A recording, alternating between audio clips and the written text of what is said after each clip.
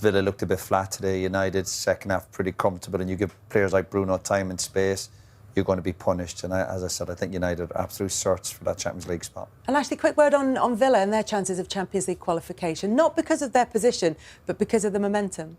Yeah, of course. And, you know, especially when United have got that psychological bit to it with them winning now. You know, Liverpool see that, you know, they had that opportunity with Chelsea as well last night, and they didn't take it. And like I said today, they just weren't at it. And, you know, that's their own faults. I'm going to talk about you and your record in just a moment, but first, that's a really big win, isn't it? No, it's massive. Obviously, it's a team that was there with the same points as us, so getting 3 points ahead of them, it's perfect for us.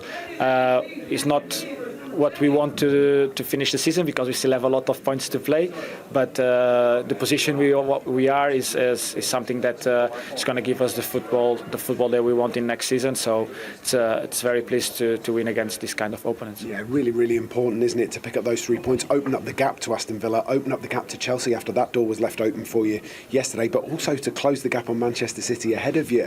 It's very easy to look behind you, but sometimes looking in front is just as important. No, I think the main target for us is looking in front, not just looking at Manchester City, but look what's coming after. You know, like Bournemouth away, difficult ground, very good players, well coached. So it's a lot of things still coming, and we have to look ahead. And what we have to look ahead is that every game that we have, we need to get 3 points. And then at the end of the day, we make counts, and we'll see where we finish. If we can finish second, obviously, it will be even better. Wouldn't change much of what we're getting next season, but we want to finish as high as possible. That's obvious. I'm going to ask you, you got a choice now. Do you want to talk about more than 100 assists for Manchester United Football Club? Do you want to talk about more than David Beckham's 15 assists in a single season? Or do you want to talk about the fact that you've assisted a Casemiro header 5 times this season? Yeah, I don't know. Obviously, with Casa, I told him. Before, I saw that picture about assisting him, and I sent him straight away because I think he has 7 goals now, and 5 times was me, or 4 times, something. 5 now, yeah. And so I told him like that he should give me a bonus also for that, and he told me you should give me a bonus because you're getting assists by that. But obviously, I'm very pleased. I have a very good connection with him in this type of situations. He's someone that moves very well in the positions he wants. In the first half, he told me that he wanted the ball ahead of their first zone. In the second half, and when I got the corner, I told him where I was going to put the ball. He moved into the right space and he just had it in. His timing is perfect. The way he heads the ball is also very good. So it makes me very happy that he scores goals. Obviously, I get the assist, but it makes me more happy that he gets goals for us. And that makes you ahead now of David Beckham's 15 goals in a single season in the league. That's an incredible record. 16 assists. No, obviously it's very nice. It's a very good achievement. Obviously, we're talking about one of the best players serving strikers and anyone in the box.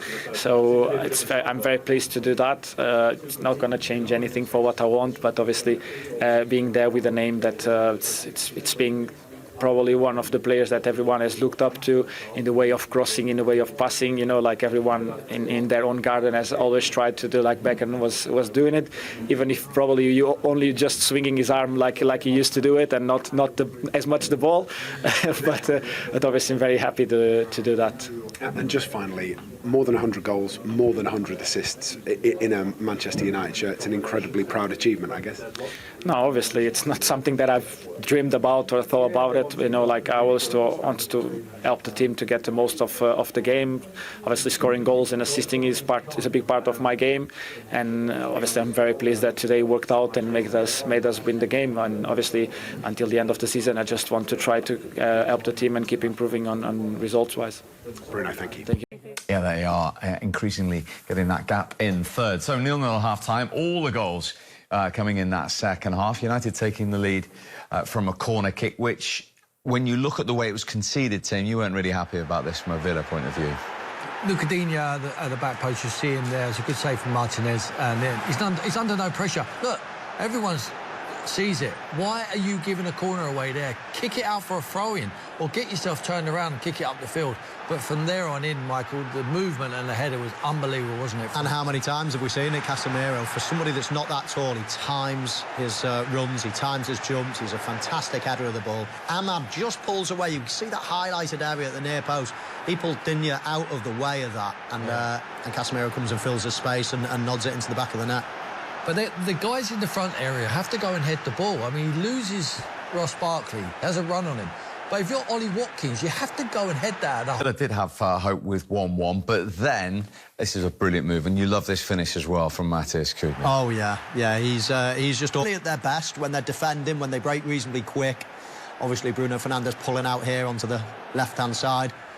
Mbeumo makes a run, but he times it poorly, really, so he's offside. But for Fernandes to see that, to spot that ball, is quite incredible. We just look at Konsa as well here. He takes a little look at Mbeumo, and just that little glance there almost puts him off, loses his momentum. Cunha then gets a run on him, and what a finish that is as well. The key to this is the Casemiro pass to Bruno Fernandes gives him no control problems. He knows he can play it first time. As Casemiro's coming forward, he's looking at the two centre-forwards, looking at Mbeumo, he's looking where Cunha is, and he just lends it to the assister. He gives it there, and no control problems. He knows he can pass that ball first time. If you get it first time, the defenders are never set, and they were in behind. Once he was in behind, he was never, ever going to miss. Brilliant finish. Benjamin Sesko didn't start today, but for the fourth time under Michael Carrick, off the bench to score, a little bit of help, but he'd only been on the pitch just over 5 minutes to make absolutely sure. Just shows you, doesn't it? Like these little bits of luck. It was a deflection, let's say, but you know, they weren't going for him in the first half of his Manchester United career so far, and then all of a sudden you get a bit of luck, bit of confidence, you take a swipe at it. Don't know where it was going, to be honest, and then it bounces off a defender and goes into the corner. So, and that's what happens when you're in confident mood. You know, surrounded by bodies, turns, strikes, and yeah, everything he touches turns to gold at the moment. He stays alive, doesn't he? You know, makes his first movement, doesn't get it again, ricochets back out, he keeps himself alive. Great athleticism with a jump, by the way. Yeah. I'd like to see him when the ball's in motion with his head in. I think he can improve. He can still develop, this kid. But he definitely comes off the bench with the correct attitude to prove to the manager that he warrants a start. But unfortunately, the players ahead of him are too good.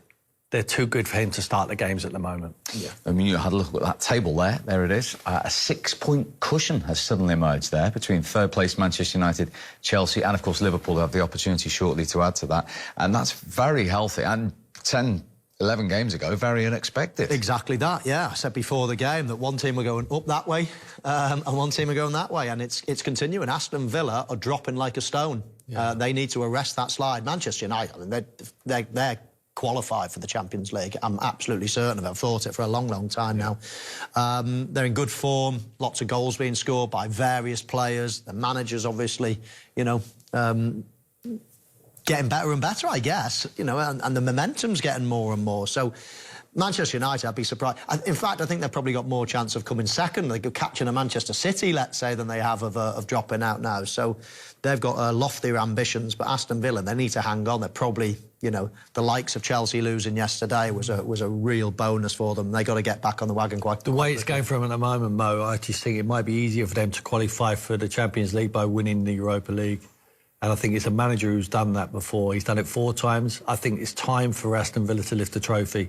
I've got full belief that he will win the Europa League this season with Aston Villa and qualify for the Champions League. Interesting. OK, that was a big result at Old Trafford. Steve Warnock summed it up. There's a belief now in Manchester United. And over the last 2 or 3 years, going to Old Trafford, there was no fear. People would go there and enjoy it. It's becoming a fortress again. Carrick's won every one of his home games. The game was in the balance. He got more out of his group. And I love the scenes at the end, whether a young one, an old one, or an in-between. Ahmad, Casemiro, and the Maguires, everybody's level has gone up again. And to be able to turn the dial up at half-time, get that attacking threat, Cunha gets a goal, Sesko comes on, gets another goal. This is what Manchester United felt. Sitting in the top 3 is where they believe they should be. We've talked a lot, Tim, this weekend about managers needing to be able to connect to their players. And Robbie just illustrated there for us. Carrick does that with abundance and with ease, it seems. And we've talked about Igor Tudor not being able to do that maybe at Tottenham. How are they not going to give this guy the job? Well, I said they shouldn't.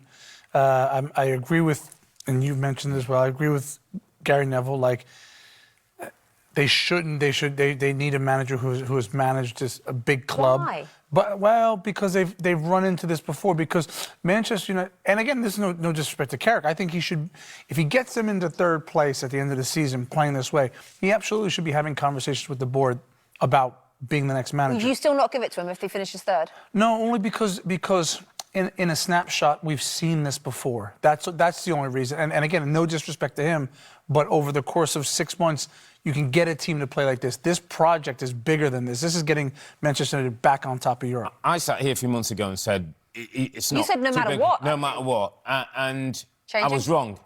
If he gets them third, if this club's got momentum and starting to go again back, why would you not let it go? Why would you not at least give him 18 months and say, let's continue where we are? It's interesting. Interesting debate. No doubt we'll be having it every week between now and the end of May. Let's take you back to Anfield. It is all eyes on the... But there were 4 at Old Trafford, 3 of them to Manchester United, and Casemiro, who's on his way out of Manchester United, we think, at the end of the season with the first of them, Roy. Yeah, but he's doing so well in the last few months. And what he does, when you look at it, his timing, because his timing for these headers is absolutely fantastic. Like, it's no fluke.